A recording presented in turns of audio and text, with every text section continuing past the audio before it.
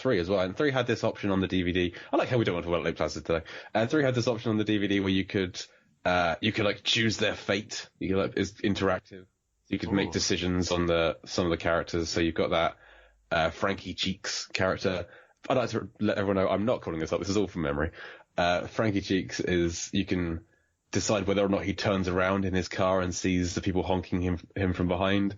And if he looks around, then he gets out of the car and goes on and gets arrested for trying to take a female police officer back to his house to photograph her like a model. He gets arrested in a coffee shop and gets sent to prison. It's so weird. They filmed it. You can watch it. I don't know why they did this. Such a random little interactive feature on the disc. They had the Infinifilm for the second one, where you can click on a button and then they show you how all the stunts happened for the second one. It was really cool. You know the logs? You know the logs? Yeah, that's what I love. What I love is the opening of the second one. That's the best of the openings. Now, when that log goes through and destroys that guy's head and it's all mush.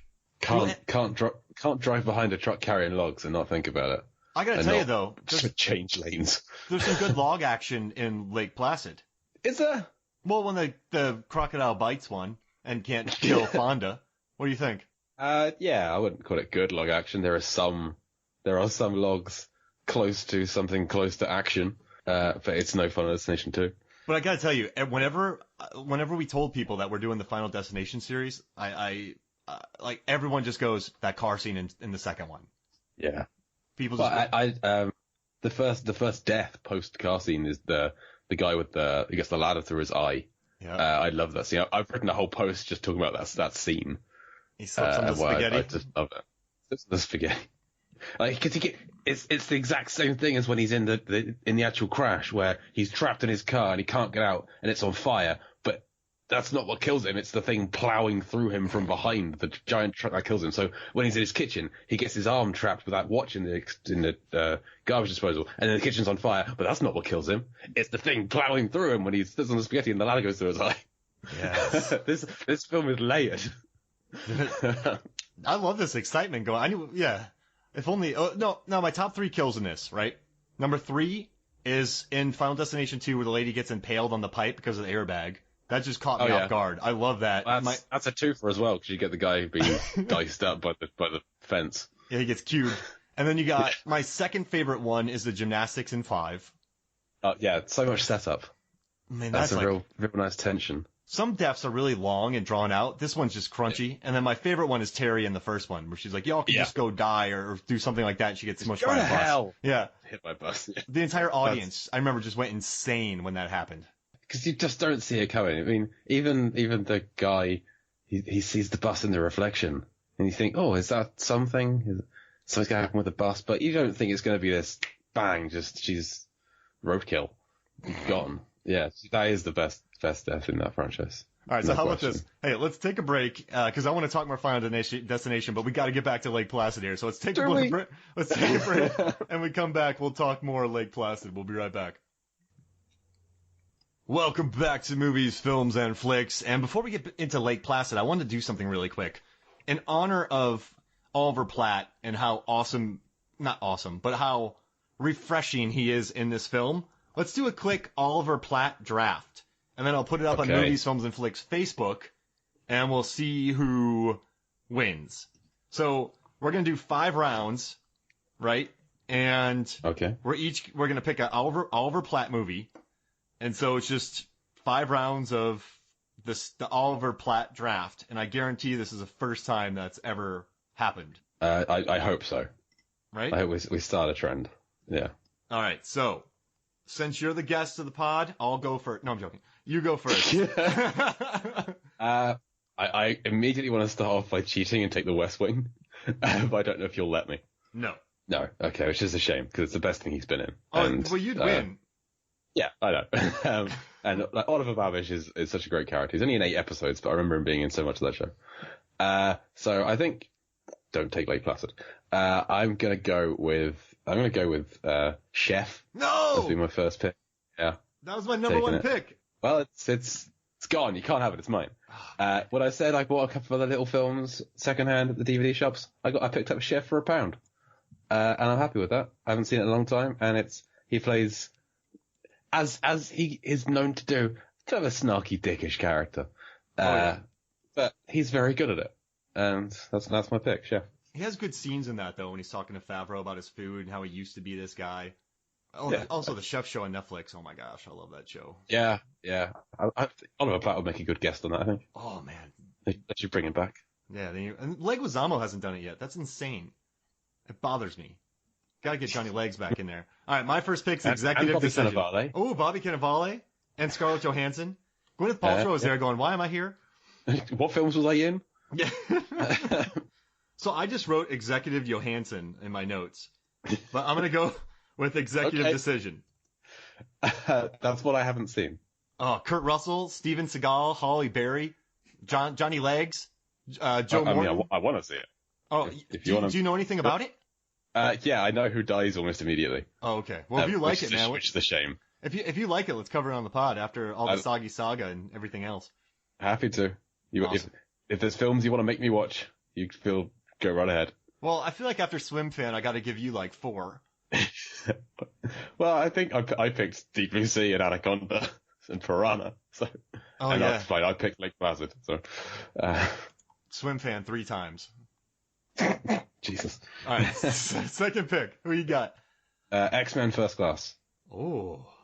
He's barely in it. He's really easy to forget because he's just like the suit who helps the X-Men and then dies. Spoiler.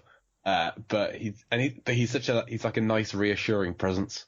It's one of his few kind of good characters that he plays. Like nice guys. And that's a good movie. He's got a few scenes with the kids. I really like the X-Men reboot they did, the first 2 anyway. Days of Future Past is wonderful. It's my favorite X-Men film. Yeah, but then it all just fell apart after that. Yeah, they're bad. Yeah. Rose Byrne and Oliver Platt need a movie. Yeah, I can see that. Just like brother and sister. I can see father and daughter. Oh yeah, father and daughter. There we go, father and daughter. Like, uncle and niece. I don't know. Oh, there we go. Yeah, uncle and niece, and they're on a road trip. Yeah, with Sean William Scott. Oh my! As like a hobo they pick up on the way. Oh my gosh, that's the best movie I've ever heard of in my life. I love all 3 of these people. I'm a huge Rose Byrne. I like her. Yeah, she's never done a bad performance like that. Did you watch Instant Family? No, is it good? It is. It's surprisingly good. It just you think like, oh, Rose Byrne and Mark Wahlberg adopted from kids, but it's really sweet. And I don't want to have kids or adopt kids, but I like the message of the film, and it just plays out really nicely. So I'd recommend it. Rose Byrne. You know what? So we did a 2-hour-long Peter Rabbit episode, and next week we're doing a trailer breakdown of Peter Rabbit 2. We're just discussing the trailer. Say, how much are you looking forward to Peter Rabbit 2? It's going to be amazing, but I have a feeling we're going to talk about a 2-minute and 30-second trailer for about an hour. So I'm really, I'm really looking forward to that. It's going to be, that's, all right. That's one of our weirdest episodes we've ever done is that Peter Rabbit one. That was weird. I'm looking forward to another one. All right. So my second pick, Ready to Rumble, which we've covered on the podcast before, where Oliver Platt is a wrestling champion who is helped by David Arquette and Scott Conn to become champion again. Okay. And his finishing move is I haven't seen it, but I like the sound. He crowns people. He crowns people, hits them on the head. Yeah, that's his finishing move because he's the king. Yeah, I like it. That sounds fun. I can see Oliver Platt as a out of work wrestler. I can't see him as an in work wrestler. And that's another episode where the guest who was on it he couldn't say anything. So he's a huge wrestling fan, has a wrestling podcast, and does all this. He had nothing good to say about it, but I forced him to say nice things for half an hour, and he almost blew up. Well, thank you for not making me do that with Lake Placid. Oh, jeez Louise. All right, who's next? Who you got next? Who's your third pick? I'm gonna go with Dr. Dolittle. I think. All right. The Eddie Murphy one. Is he a voice in that? No, I think he's just like a friend. Oh. He's a fellow doctor. It's been a while since I've seen it. I remember enjoying this film as a kid. Got a good cast, good voice cast as well.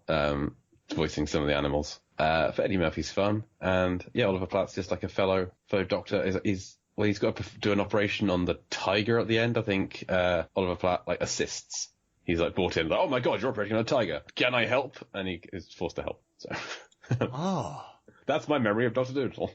That was very popular, and it got a sequel.